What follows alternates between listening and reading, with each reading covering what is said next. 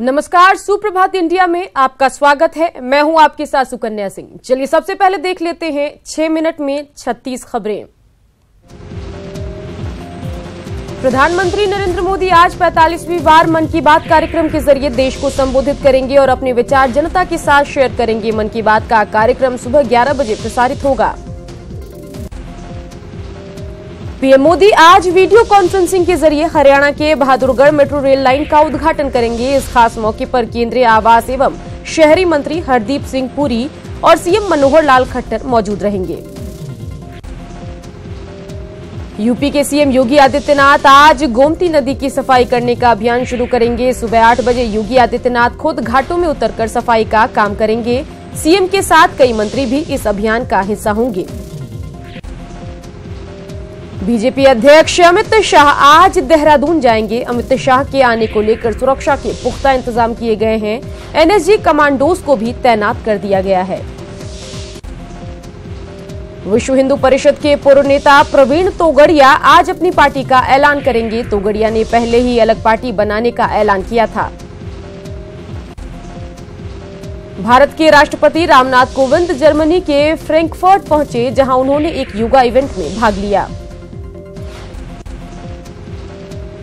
विदेश मंत्री सुषमा स्वराज दिल्ली लौट आई हैं। सुषमा स्वराज 4 देशों की यात्रा पर थी।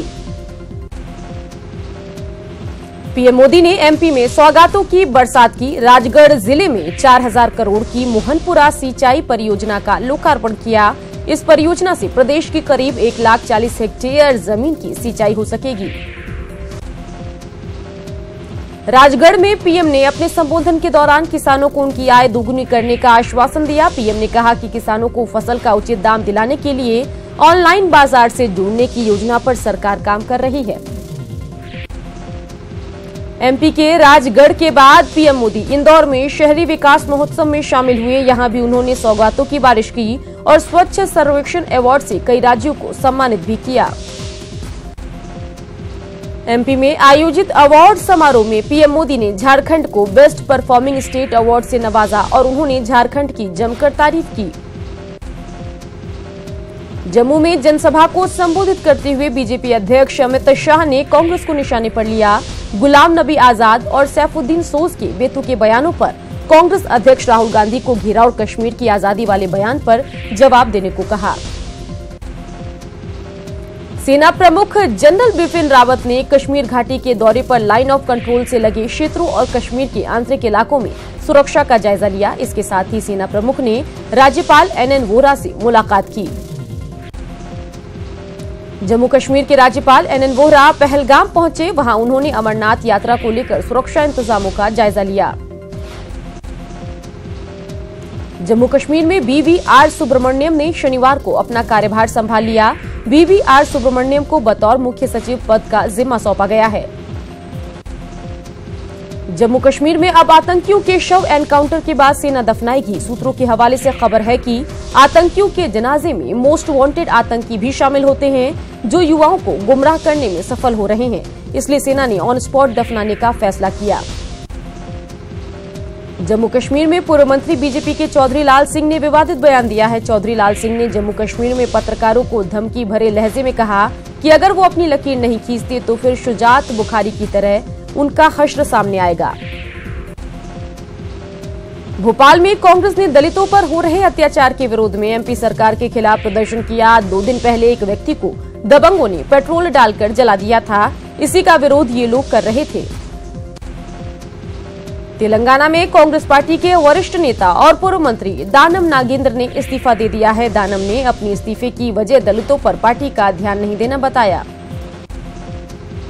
गुजरात के सीएम विजय रूपाणी ने किसानों के लिए सोलर पावर स्कीम लाया है। रूपाणी सूर्यशक्ति किसान योजना की लॉन्चिंग की। रूपाणी ने कहा कि इससे किसानों को काफी फायदा होगा और उनकी आय बढ़ेगी।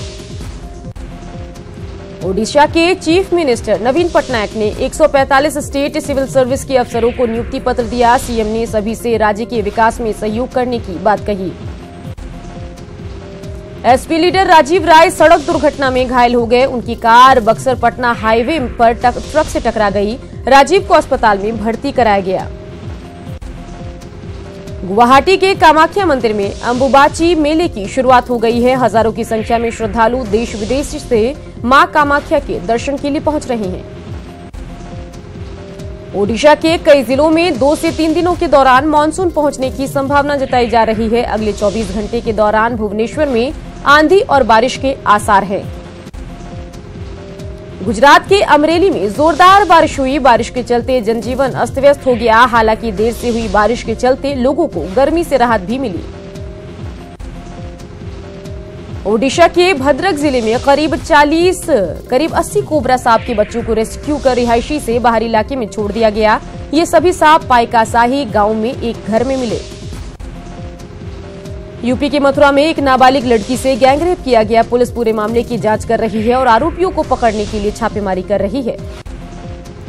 पुणे में एक 19 वर्षीय लड़के को उसके दोस्त ने ही हत्या कर दी। बताया जा रहा है कि प्रेम प्रसंग के चलते इस वारदात को अंजाम दिया गया। पुलिस ने आरोपी को गिरफ्तार कर लिया। दिल्ली में कैंट मेट्रो के पास दिन दहाड़े आर्मी मेजर की पत्नी की हत्या कर दी गई। बताया जा रहा है कि शैलजा द्विवेदी आर्मी की गाड़ी छोड़कर बेस अस्पताल आई हुई थी। पुलिस इस सनसनीखेज मर्डर की जांच में जुटी है। मुंबई में एक परिवार के 4 लोगों ने खुदकुशी कर ली, जिससे इलाके में सनसनी फैल गई। पुलिस पूरे मामले की जांच, आत्महत्या की वजहों को तलाश रही है। जिम्बाब्वे के राष्ट्रपति एमरसन मनंगाग्वा बम धमाके में बाल बाल बच गए। बुलावयो में चुनावी रैली को संबोधित कर रहे थे, तभी यह धमाका हुआ। चश्मदीदों का कहना है कि इस धमाके में कई लोग घायल हुए हैं। वहीं इस हमले को राष्ट्रपति की हत्या की कोशिश भी करार दी गई है। ट्रंप ने अमेरिका की अंतर्राष्ट्रीय सीमा को सुरक्षित रखने और उसमें घुसपैठ करने वालों पर रोक लगाने की शपथ ली है और कहा है कि सिर्फ योग्य लोग ही अमेरिका में आए। ट्रंप ने कड़ी आलोचनाओं के बीच इस सप्ताह की शुरुआत में सीमा पर प्रवासी परिवारों को अलग करने पर रोक लगाने वाले एक शासकीय आदेश पर हस्ताक्षर किए थे। फीफा विश्व कप की मौजूदा चैंपियन जर्मनी ने अपने दूसरे मुकाबले में स्वीडन को 2-1 के नजदीकी अंतर से हरा दिया। ग्रुप एफ के इस मैच में जर्मनी को मिडफील्ड टोनी क्रूस ने इंजरी टाइम में गोल दागकर विजयी बनाया। इस जीत के बाद जर्मनी की उम्मीद प्री क्वार्टर फाइनल में जिंदा है। मैक्सिको ने फीफा वर्ल्ड कप के प्री क्वार्टर फाइनल में पहुंच गई है। मैक्सिको ने अपने दूसरे मैच में कोरिया को 2-1 से मात दी। इससे पहले मैक्सिको ने मौजूदा चैंपियन जर्मनी को मात दी थी। बेल्जियम ने ट्यूनीशिया को 5-2 से हराकर फीफा वर्ल्ड कप के आखिरी 16 में जगह बना ली है। बेल्जियम की जीत में कप्तान ईडन हैजार्ड और रोमेलू लुकाकू ने 2 गोल दागे। भारतीय हॉकी टीम ने चैंपियंस ट्रॉफी में अपना पहला मुकाबला जीत लिया है। पहले मुकाबले में भारत ने पाकिस्तान को 4-0 से करारी शिकस्त दी। पहले हाफ में टीम ने 1 गोल दागे, जबकि दूसरे हाफ में 3 गोल दागकर भारत ने जीत अपने नाम कर लिया।